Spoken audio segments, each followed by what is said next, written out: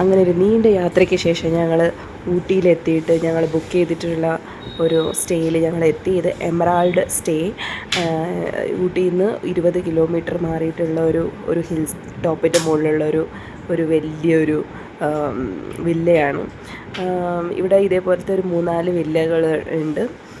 ഒരുമിച്ചാണ് ഇതെല്ലാം. കാണാം, ഞങ്ങൾക്ക് രാവിലെ ഇതിന് ഫുൾ വ്യൂ കാണിച്ചു തരാം. അപ്പോൾ അകത്ത് കയറുമ്പോൾ തന്നെ ഒരു വിശാലമായ ഒരു സിറ്റിംഗ് ഏരിയ ആണ്.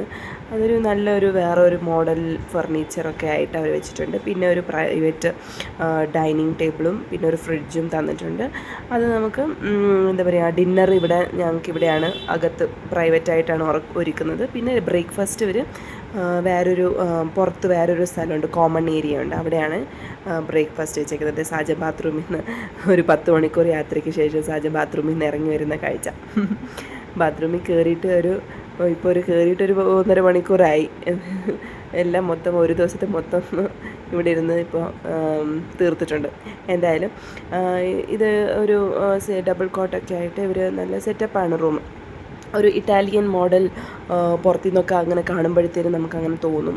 അങ്ങനെയാണ് ഇവർ നമ്മൾ ബുക്ക് ചെയ്യുമ്പോഴും അതുതന്നെയാണ് പറഞ്ഞേക്കുന്നത്. അങ്ങനെ ഫുള്ള് ഒരു 10 മണിക്കൂർ യാത്രയ്ക്ക് ശേഷം റെസ്റ്റ് എടുക്കുന്ന കാഴ്ചയാണ് ഇത്.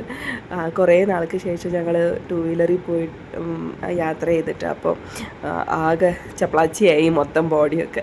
അപ്പോൾ ഫുള്ളൊന്ന് റെസ്റ്റ് എടുക്കട്ടെ. ഞങ്ങൾ ഇന്നൊന്നും എങ്ങോട്ടും പോകാൻ പ്ലാനില്ല. ഇന്ന് മൊത്തം റെസ്റ്റ് എടുക്കാനാണ് പ്ലാൻ. അപ്പോൾ ഞങ്ങൾ ഇനി എല്ലാം കിടന്നുറങ്ങിയിട്ടൊന്ന് പീസ്ഫുള്ളി കിടന്നുറങ്ങിയിട്ട് നാളെ തുടങ്ങാം. അപ്പോൾ എല്ലാവർക്കും ഗുഡ് നൈറ്റ്, ബൈ.